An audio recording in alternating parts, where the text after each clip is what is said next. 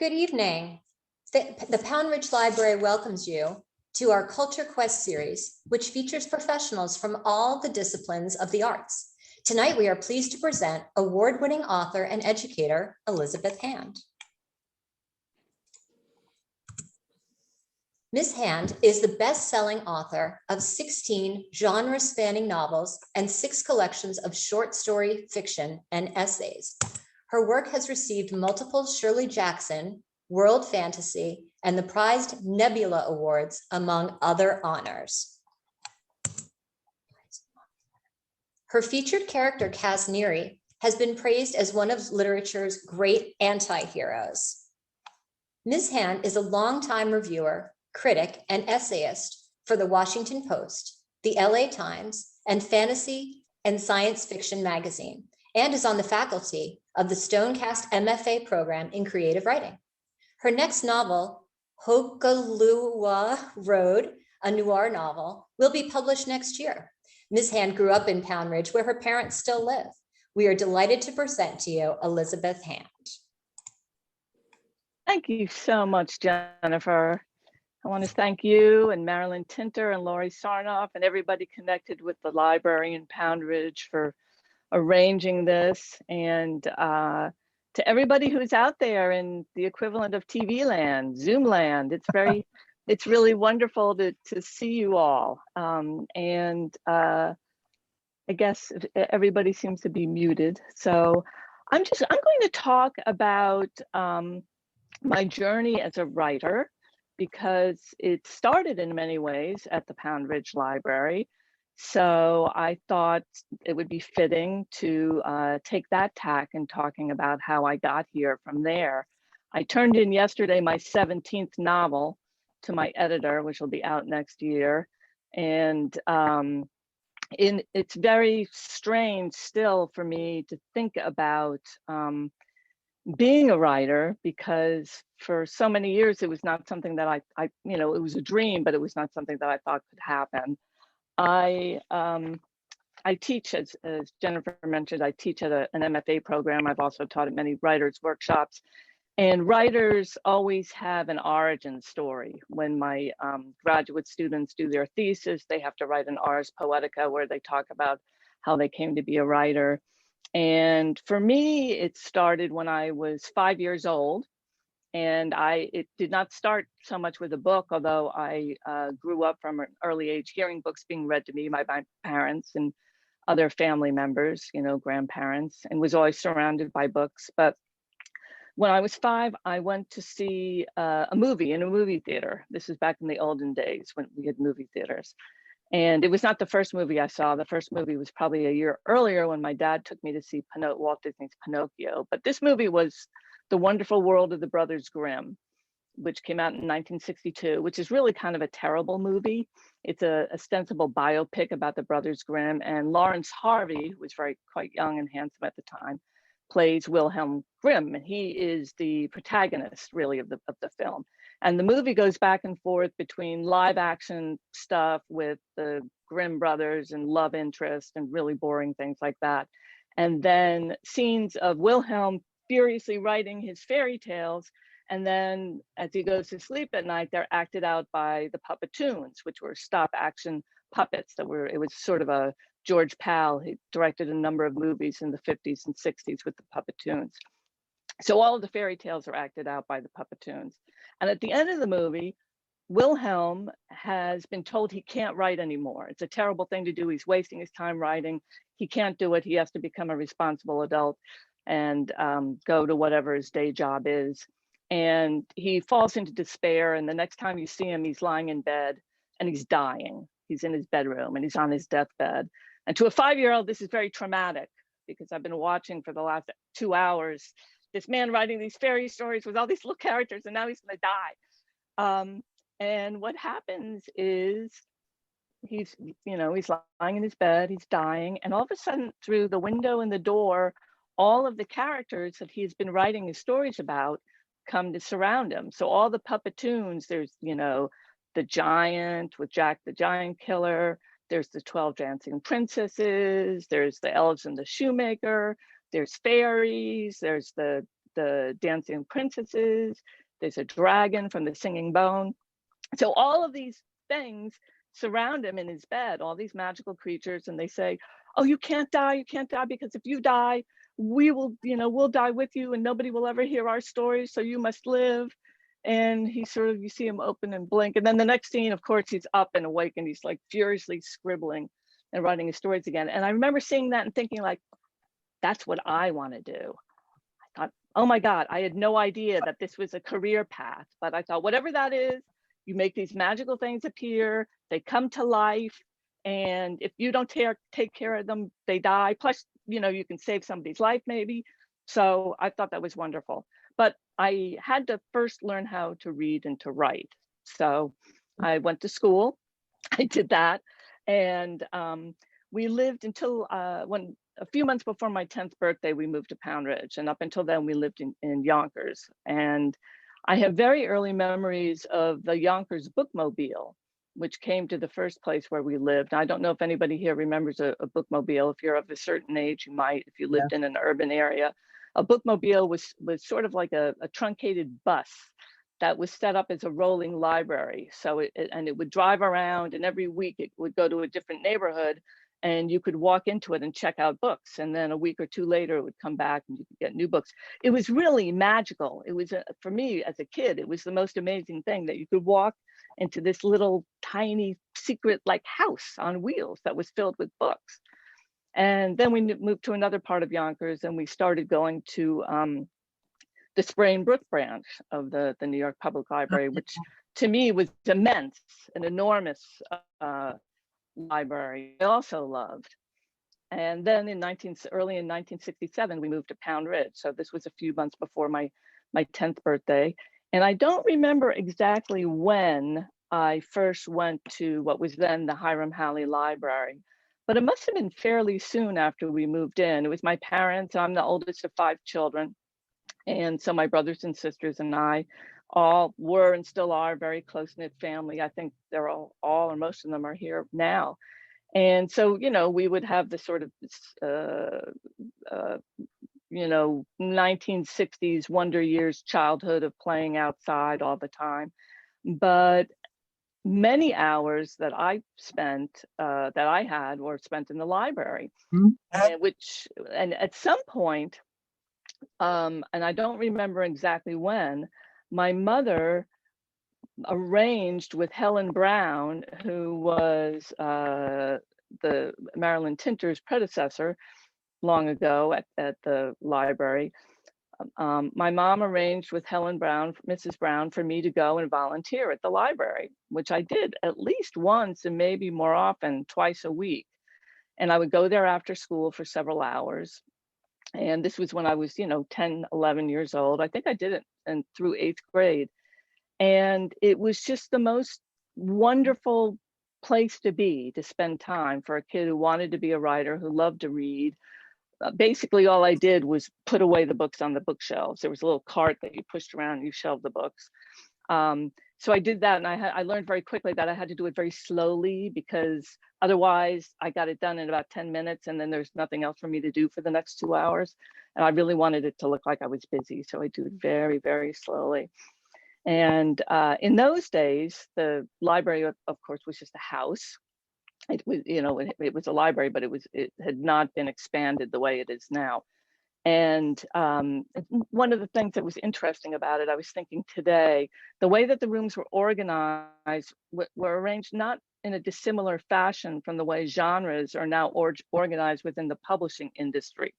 You had the children's room, which was this very charming nook with all the, shelves with all the children's books on them. And there were also a number of plants in there. I remember that, and Mrs. Brown always had things rooting in there. So you would be in there surrounded by the books and the green things.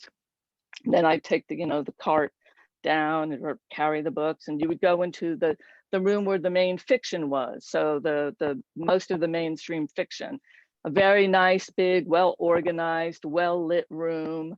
And that was where the bestsellers would be. That would be where sort of the classics would be. And then you would go into the basement, and that's where the mysteries were. And that was sort of a dank, somewhat more dim place. It didn't get any natural light, fluorescent lights, everything crammed together, but it was a very popular place because the mysteries, of course, were very popular. And then the science fiction and fantasy books were kind of jammed and way in the back of this sort of small, narrow room. And some of the books were shelved with mainstream fiction. So you would have certain novels and writers that you would find there. But if you were looking for stuff that was quote unquote fantasy or science fiction, it was just kind of jammed in this back little room. And I found out over the years as I started to be published that within the publishing industry, this was not dissimilar to the way that genre writers were sort of shelved. So anyway, I learned that lesson at an early age. So I spent a great deal of time at the library. And one of the things that happened there that was also kind of life-changing for me was, we'll skip ahead some years, when I was 16 years old, still hanging out at the library, and there was a woman named Linda Klein who had recently moved to Pound Ridge, and she wanted to start a drama group for kids. So she had the first meeting and then several other subsequent meetings for what became the Hamlet Players, which was a drama group that I got involved with her. And I wrote, ultimately I wrote 4 plays for them, all of which were produced not at the library, but at the Pound Ridge School. And that was my first taste of actually writing and becoming not a published writer, but somebody whose work I could see that people were becoming engaged with it. These plays were not the first thing that I had written. The first thing that I had actually written and finished writing was when I was about 9 or 10 years old. I wrote an epic novel. As you know, the advice that's given to all writers is to write what you know. So I wrote a book set in the Australian outback called Siab the Red Kangaroo. Which was about, it was like a nature documentary. It was not a fantasy. It was actually what it was really like to be a kangaroo in the outback, from what I.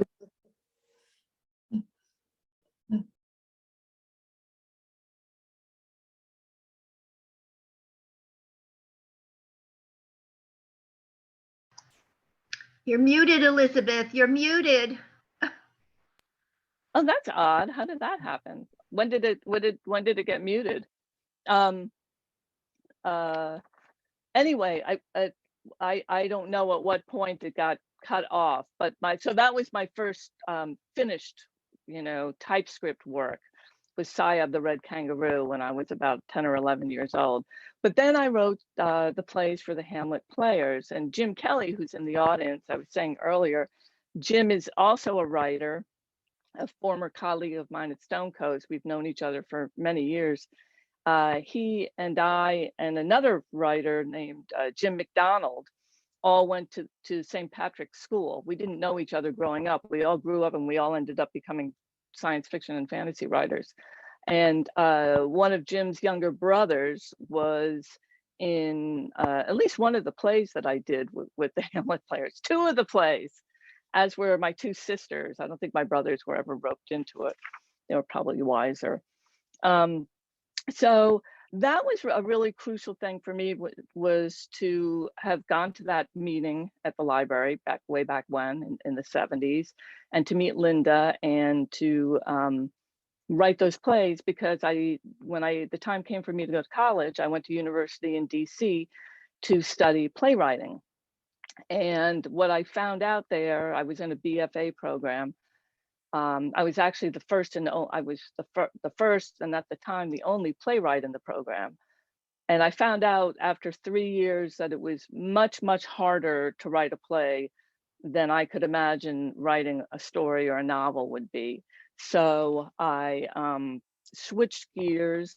I took a couple of years off from college and worked, and eventually did go back to school and completed a degree, got a bachelor's of science in anthropology, because I wanted to have interesting things to write about. So I decided that studying cultural anthropology would give me insights into different ways of viewing the world. Ursula Le Guin, the late great science fiction and fantasy writer, was the daughter of quite renowned anthropologists. And I had read her work growing up and then as an adult and young adult.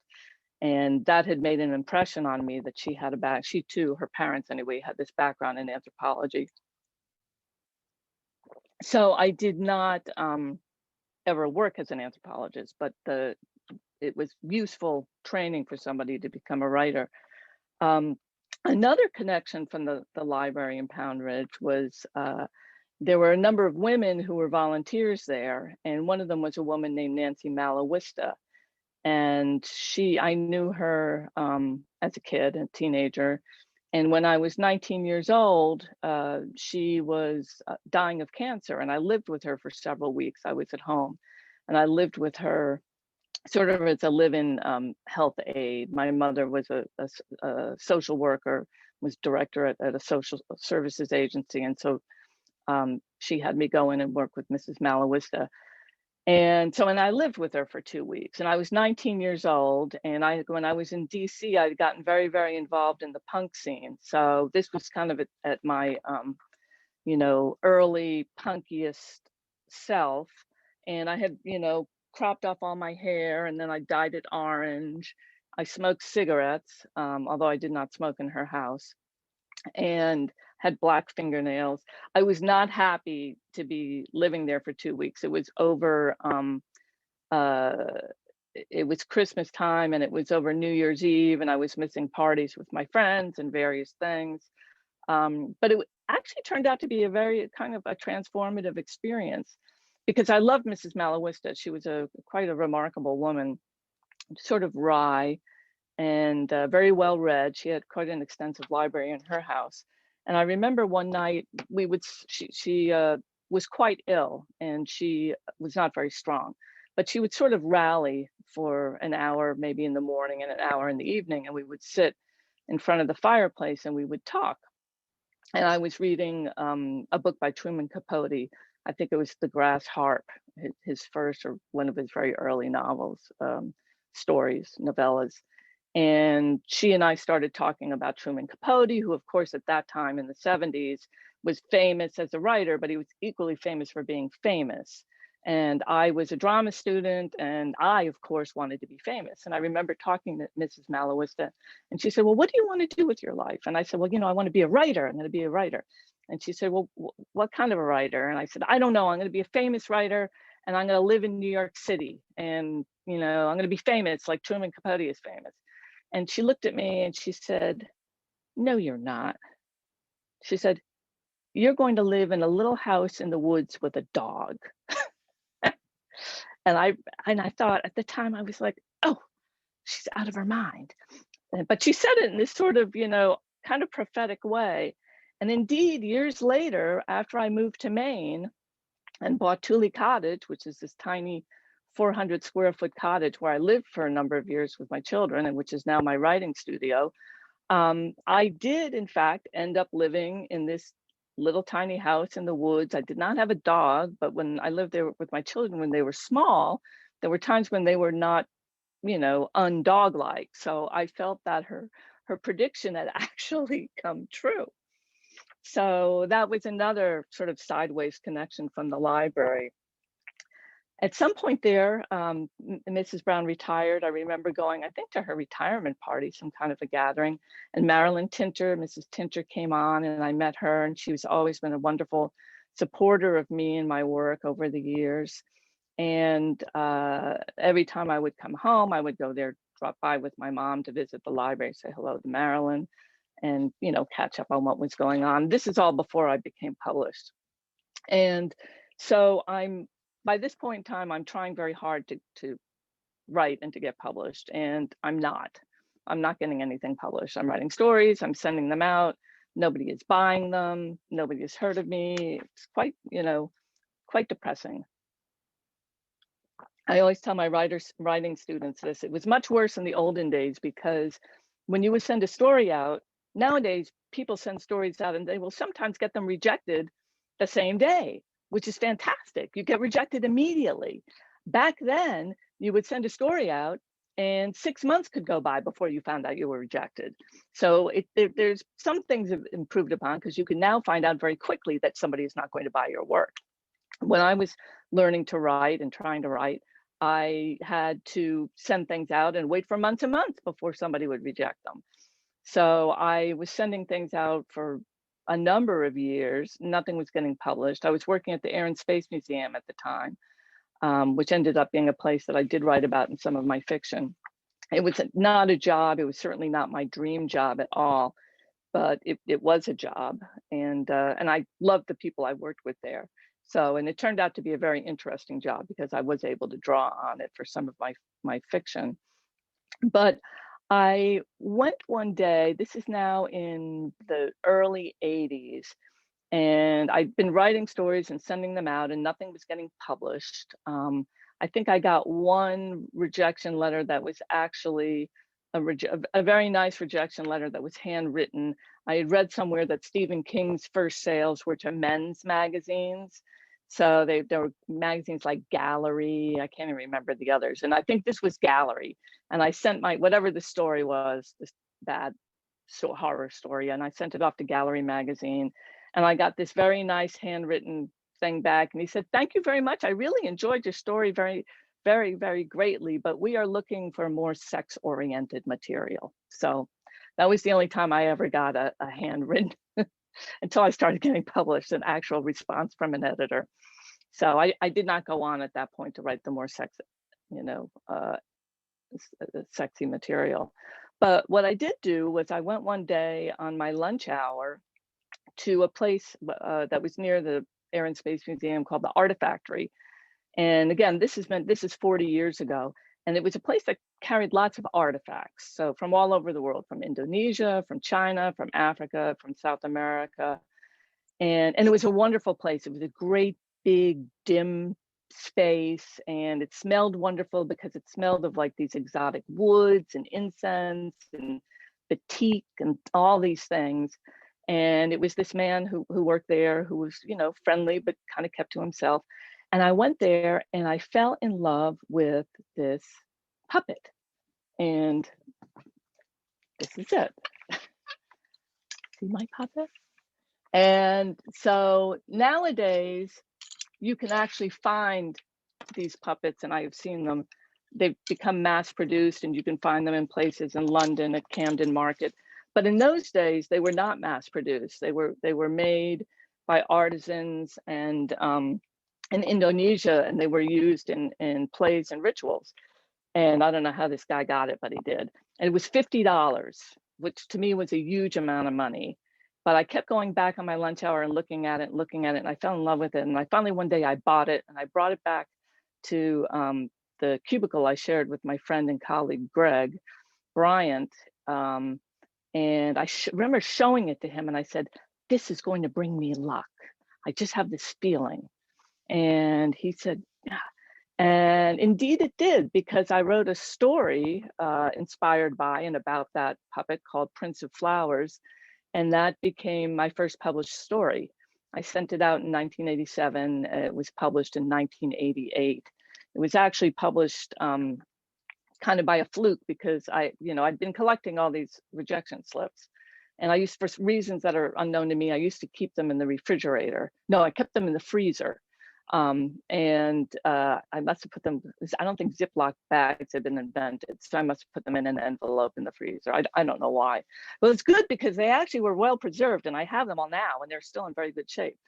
And I had sent the story Prince of Flowers off to Twilight Zone magazine, to the editor there, and it sat on his desk for about 9 months, and it came back with a form rejection. For those of you who have not had the pleasure of having your work rejected by an editor, nowadays you get a form email. In those days, you would get just a form letter. They might have a signature or an initial on it, but mostly not. You would just get a thing in the mail. And so I sent this to the editor at Twilight Zone magazine, and it came back, and he rejected it. And I was really angry because I thought, this is a perfect story for Twilight Zone magazine. That guy did not read the story. I thought, he didn't read it. I know he didn't read it. And as it turned out at that time, that my very dear friend and sometime co-writer later, Paul Whitcover, he was working for Twilight Zone magazine, reading the slush pile. And the slush pile is where all the unsolicited manuscripts, if a publisher, has never heard of you and you send them your manuscript. In the olden days, it still exists, but now it's electronic.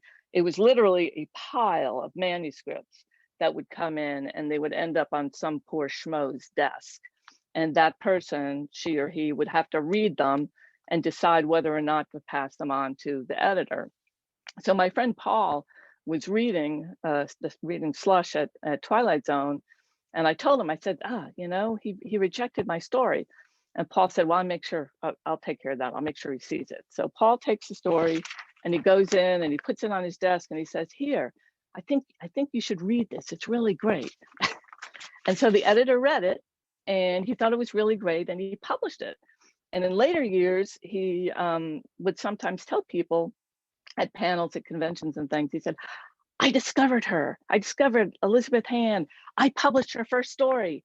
And I would tell him, I said, Tappan, you rejected that story. You rejected that story. You took it in a year later after Paul put it on your desk. He said, oh, I don't remember that part. So that was my first publication. And then as now, the publishing industry sort of works, there's a catch-22 thing. You can't get published until you have published something. And once you've published something, the door cracks open a little bit. So that was in 1988. And I had to look to find out this information. But when I checked online and I sold 2 stories in 1988 and then another one in 1989 and another in 90, and published my first novel in 1990, which was Winterlong. And after that, I can't say the doors flew open and the money came rolling in, but I have been published steadily for, all these years since then, and feel very, very fortunate that I have been able to write exactly pretty much what I want most of the time. I've not been constrained by genre because I didn't want to be. I did not want to just write science fiction. I did not want to just write fantasy. So I started writing many different things. And early in my career, I was told this was not a great strategy, which I think is actually true. It's not a great strategy, but for me, it worked. I think it's one reason I've had longevity in my career is that I was able to jump around and do different things. And I also did, I was not above doing hack work. So I did, in the 90s, I did some media tie-in work. I did novelizations. Some of them were for very good movies. I did the novelization for 12 Monkeys. Some of them were from movies that were not so great.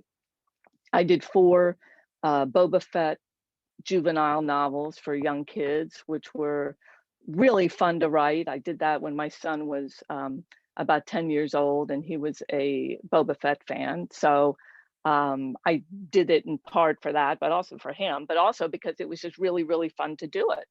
And I really enjoyed that.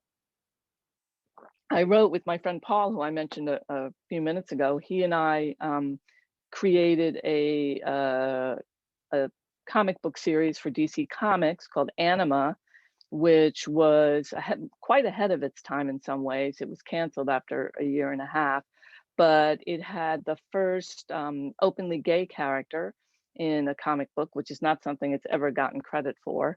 It dealt with a lot of issues like AIDS, young people who are HIV positive, with gangs. It was a great experience, but again, it didn't really go anywhere. Today, I think it would. I think if it came out today, it would have a much different. It would be a different reading experience. But back then, it was a bridge too far for readers. So I always tried doing a lot of different things, and then in 2007, I published the first Cass Neary novel, of which there are now 4. And this again was something very different. They're psychological thrillers, they're noir novels, they're very gritty. They don't really have a supernatural element. There's sort of maybe a little bit of a for readers who are familiar with my work, you can find the sort of flickers of the fantastic there, but they are not overtly novels of the fantastic. And they, again, did, the money did not rain down from heaven for those books, but they've been successful in that they're still in print all these years later, as are almost all of my other books as well, but they're actually in print as real print books. Which is something that for me, and I find for my students as well, and people that I've worked with, I think most writers, there is something about a book as an artifact, which is why I think libraries are so important, because they are these kind of sacred repositories of these artifacts that are passed down from generation to generation. When I talk to my students, who are not all, some of them are young, just out of college, some of them are my age, some of them are older, so that there's quite a range in age.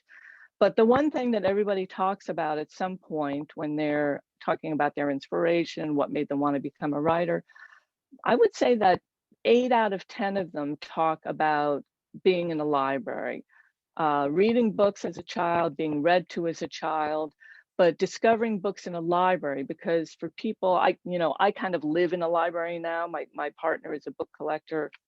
We have thousands of books, but I think for most people growing up, certainly children, and many people, many children and their families are disadvantaged, so they do not have access to lots of books, which I was, my family, we were very fortunate. We were surrounded by books. Everybody I knew had pretty much had books in their houses. A lot of people don't have that, so a lot of children growing up, the only place they would find books are in a library.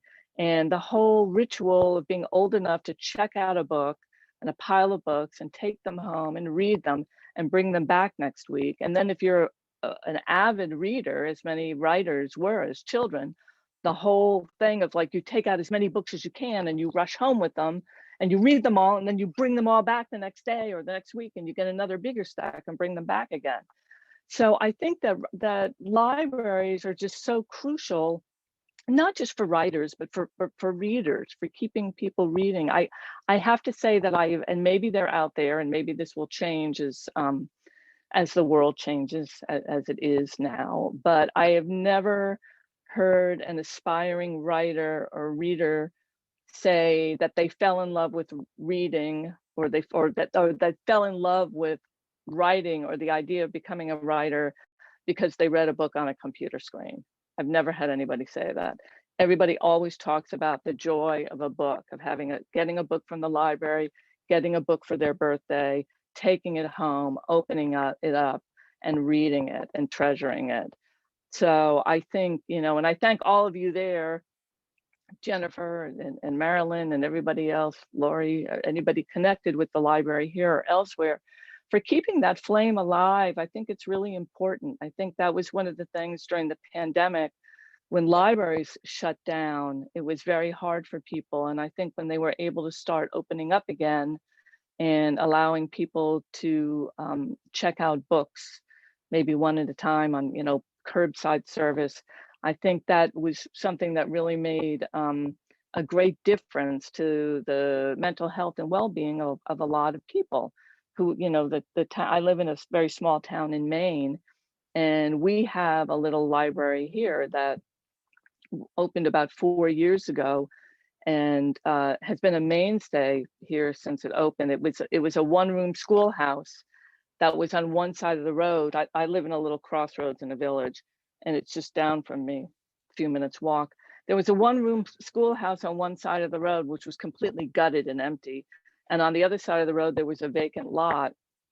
And myself and some friends would be talking over Sunday dinner over a bottle of wine or a couple of bottles of wine about, wow, it would be great if we had a library here. And wouldn't it be great if we could do something with the old schoolhouse so they don't tear it down? It's an historic building. So what we and some other like-minded people did was we organized people in the town, and we physically pulled the building across the road onto a new site. And this was the video which I was going to share, but you can look at it online. It's if you look under Move It, MOVEIT, IT exclamation point, Lincolnville Library. There's a short 3 or 4 minute film about it, and it was in the news. So they used the old technology where people back in the olden days, when they would move a house, they would just put down rods on the ground as they'd put down rollers, and then you would pull the library. So that's what we did. So we had 200. If you watch this movie, you can see it. There were over 200 people showed up early in the morning. The police came and they shut off the roads, and everybody got together, and there was this guy who'd organize, this whole team of people. It's a big thing. It had to be jacked up. You had to put the rods down, the rollers down. You had to get people together with the rope to pull it. So there's this long, long line of people, to over 200 people there, and we pulled this building across the road onto its present site. As a matter of fact, everybody pulled so hard, when the guy said go, the thing started like going way too fast. So they had to stop and readjust it to bring it over. And so that building now is this beautiful, beautiful little library. It was built and maintained. It's a volunteer library. It was built all by, it had to be closed in. It had to be completely refinished. All volunteer labor. We got a big grant from the Steve and Tabitha King Foundation. And for the rest of it, it was local people donating money and time and labor. It's beautiful. Somebody from the Windsor Chairworks made all this beautiful furniture. So it's all beautiful custom made furniture inside. It's a jewel box library. It's a lovely, lovely place. And it's a center for our community. So that was one of the sad things. And it is open again now, but not for events. When it closed, that we lost that sense of community, which the Pound Ridge Library in its various incarnations had as well, being a center for the community, for people. I think the first reading I ever did for my first novel in 1990, probably under Marilyn's watch, was at the library in Pound Ridge. So I think I will stop there, because I've almost run out of library stories. But I wanted to say thank you, and we do have time for a Q&A. Yes, Jennifer, is that correct? Absolutely, yes. If anybody has any questions, and yeah, I want to invite the audience members to go ahead and chat in their questions, or if you just want to raise your hand, I'll unmute you if you would like to speak directly to Liz. But in the meantime, we had a question for you, Liz, at the beginning that I wanted to address, and that was whether you have a preference in your writing for one genre, or you're across so many genres with the murder mysteries and the science fiction and the fantasy. Is there any one genre in particular that is your favorite, or that you enjoy writing the most? I think it's sort of a matter of love the one you're with or hate the one you're with, because at a certain point I also end up hating whatever I'm writing. But I like doing different things. I have a low boredom threshold, which is something that I found after I wrote my first 3 novels, and they were sort of connected. And by the time I was embarking on the second one, and I thought, I want to do something different. I'm just kind of bored with this. And by the time the third one was done, I was definitely bored with it. So I just like to try different things. So I tend to go back and forth. I tend to jump between genres. Well, I had a novel, a Cass Neary novel, out last year, but the book that was out the year before that was a historical novel set in Chicago in 1915. It had a mystery element, but the book I turned in yesterday, Hopuloa Road, is a noir novel set in Hawaii with sort of a supernatural element as well.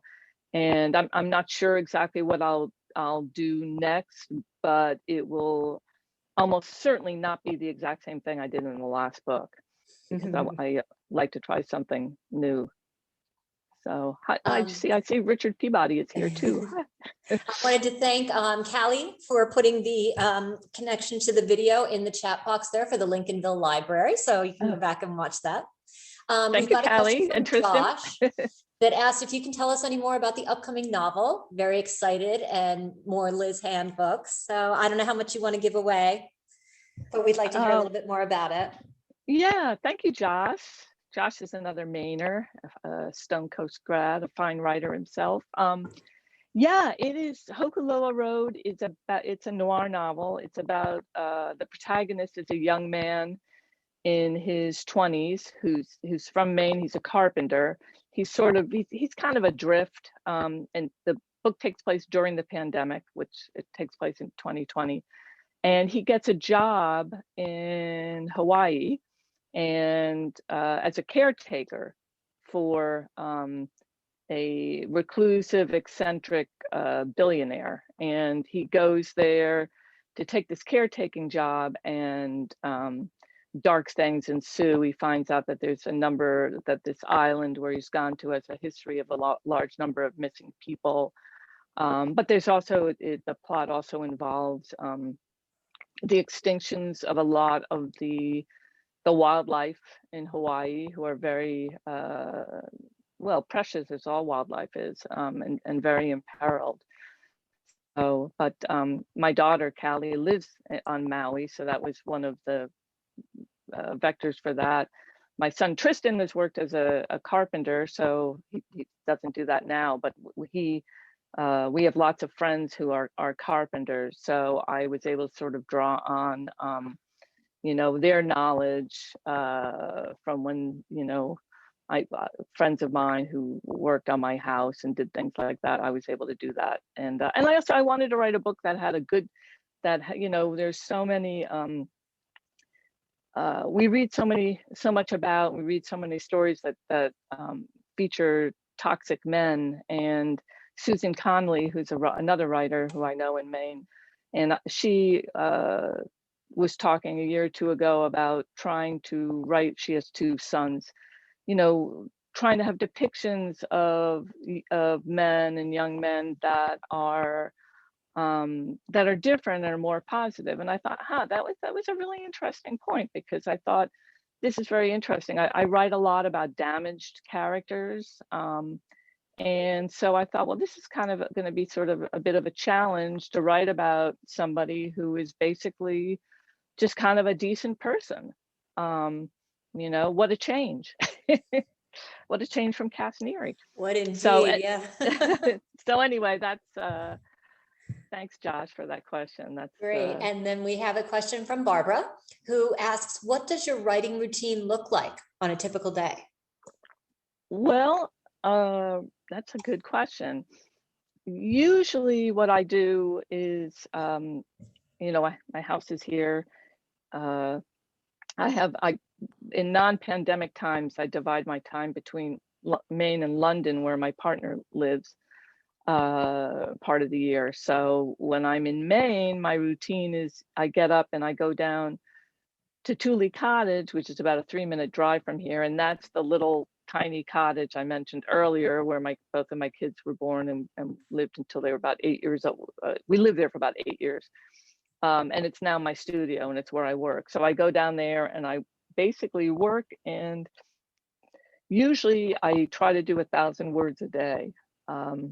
I try to, if I'm really immersed in a novel or really under deadline pressure, then I try to up that to 2,000 words a day, which I find it's a lot for me to do. But I also do, I also teach, so I have student manuscripts to read and edit. I also do a lot of book reviews.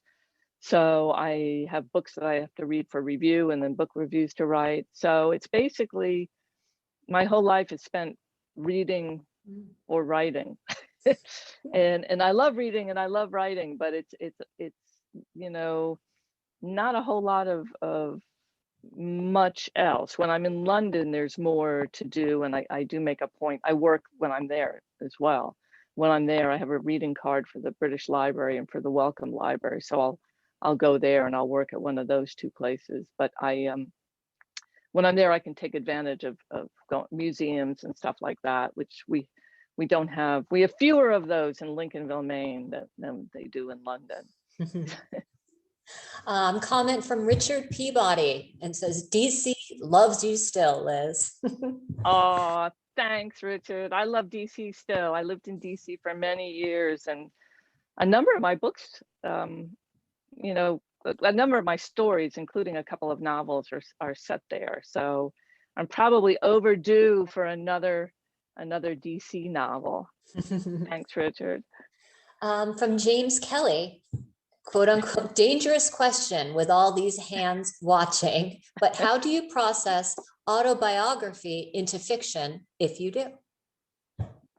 Well, I do. I think many writers do. Bad question, Jim. Bad, Jim.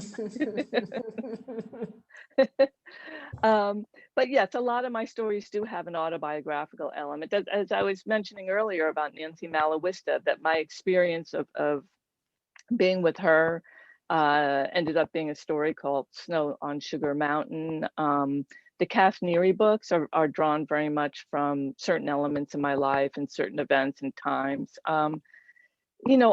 More obviously, some of the overtly science fiction or fantasy novels, may have autobiographical elements.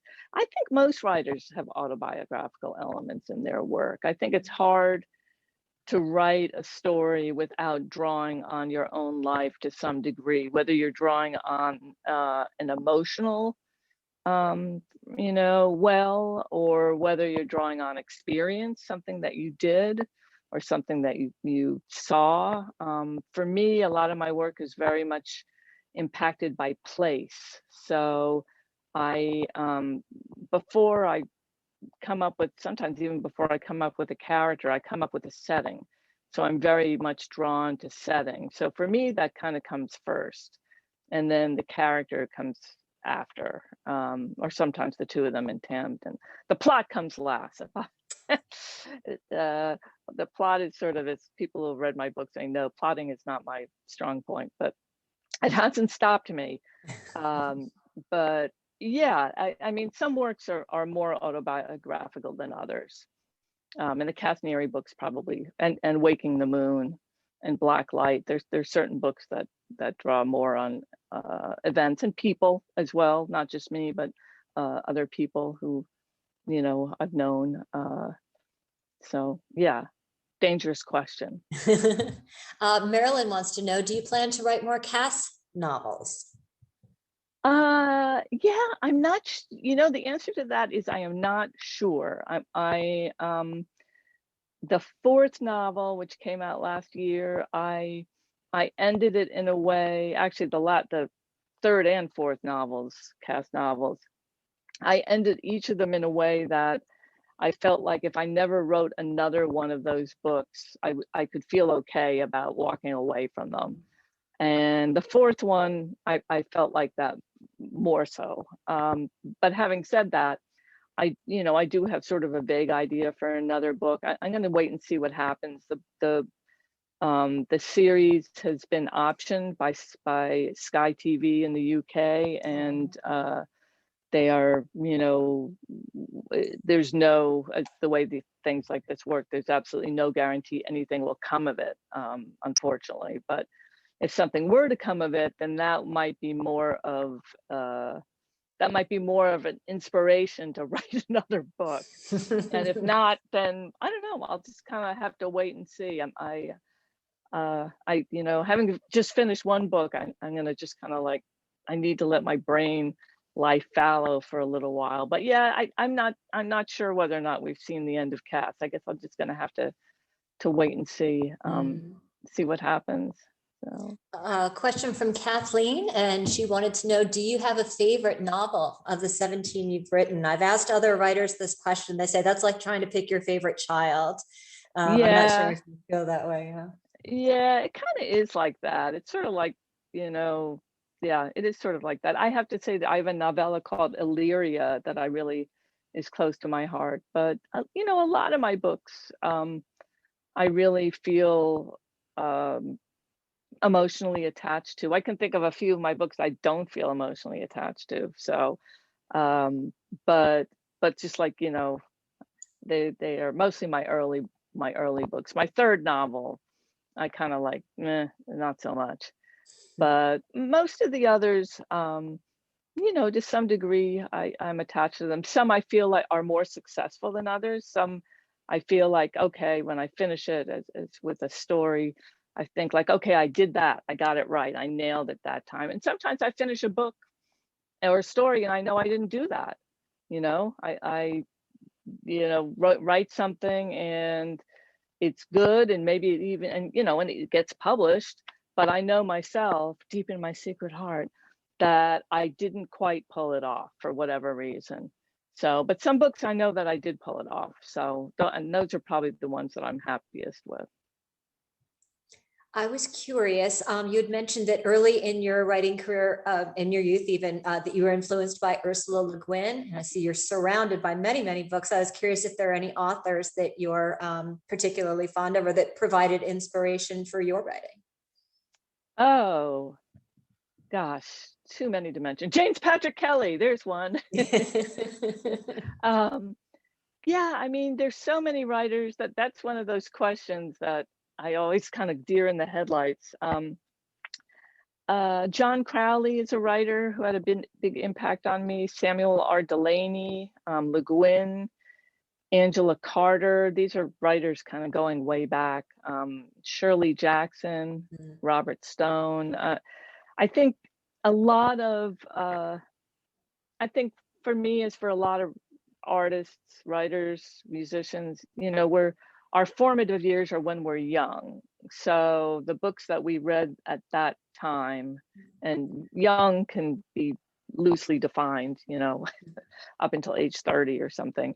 And I think a lot of those books by the authors I named had a big impact on me. But, I read books all the time that I read things and I'm blown away by them. And I think, wow, that's fantastic. There's a good thing about the way publishing works now is that it really is open to more writers, to more diverse writers, to more emerging writers, for younger writers. It is in many ways a lot easier to get published now because there are more avenues in which you could do it. You can publish, you can self-publish, you can publish with a small press, you can publish an ebook, you can publish with Amazon, you can do these things and you can find a readership.